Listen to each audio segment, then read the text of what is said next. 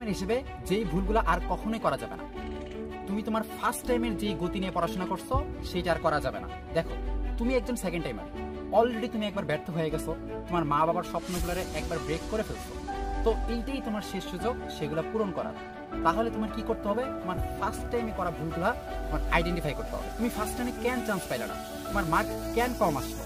তুমি কি পর্যাপ্ত পড়াশোনা করো নাই, নাকি তোমার গাইডলাইনের অভাব ছিল, নাকি রেগুলার প্র্যাকটিস করো নাই? কি কারণে তোমার চান্স হয়নি ফার্স্ট টাইমে, সেইটা আগে বের করো। যদি নিজে নিজে বের করতে না পারো, তাহলে সেকেন্ড টাইমারকে গাইড করতেছে এমন একজন মেন্টরের সহায়তা নাও। হ্যাঁ, তার সাথে যোগাযোগ করো। তোমার অবস্থা এরকম ছিল, তুমি চান্স পাওনি, তার সাথে যোগাযোগ করো। সেকেন্ডলি, তুমি তোমার চান্স না পাওয়ার কারণটা আইডেন্টিফাই করার পর ফুল এফোর্ট দাও। ঠিক আছে? তুমি আগে যদি 5-6 ঘন্টা পড়তা, এখন 12-13 ঘন্টা পড়বা। আগে ঘুমাইতে তুমি 6-7 ঘন্টা, এখন তুমি 4-5 ঘন্টা ঘুমাও, 6 ঘন্টা ঘুমাও।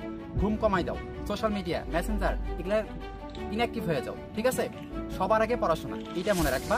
তুমি তোমার বন্ধু বান্ধব যারা আছে, ওরা ভার্সিটিতে ঘুরে বেড়াইতেছে, অথচ তুমি কিন্তু এখনো আগের বইগুলো পড়তেছো। তাহলে তোমার ব্যর্থতার কথাটা সবসময় স্মরণ করবা। নিজেকে পড়ার টেবিলে আবদ্ধ করে রাখো। অল টাইম পড়াশোনা করো। ঠিক আছে? দেখো, মাত্র 3 মার্ক কাটা যাইতেছে। ঠিক আছে? তুমি 1 বছর সময় বেশি পাইতেছো, তাও সেকেন্ড টাইমাররা অনেক কম চান্স পায়। কেন পায়? কারণ তারা এতটা সময় ভালো করে পড়াশোনা করে না। তারা তাদের ফার্স্ট টাইমের স্পিডে পড়াশোনা করে। তারা ভুলেই যায় তারা সেকেন্ড টাইমার। তো তোমার ফার্স্ট টাইমে যে পড়াশোনা করছো তার থেকে অনেক বেশি সময় পড়তে হবে। ঠিক আছে? তো তারা কি করে? তারা এই পড়াশোনাটাকে ধরে রাখতে পারে না। তারা অল্প কিছুদিন একটু বেশি সময় পড়ে, তারপরে পড়াশোনা আবার হাল ছেড়ে দেয়। এটা লং টাইম পর্যন্ত তারা পড়তে পারে না। এটা তাদের প্রধান কারণ, চান্স না পাওয়ার পিছনে।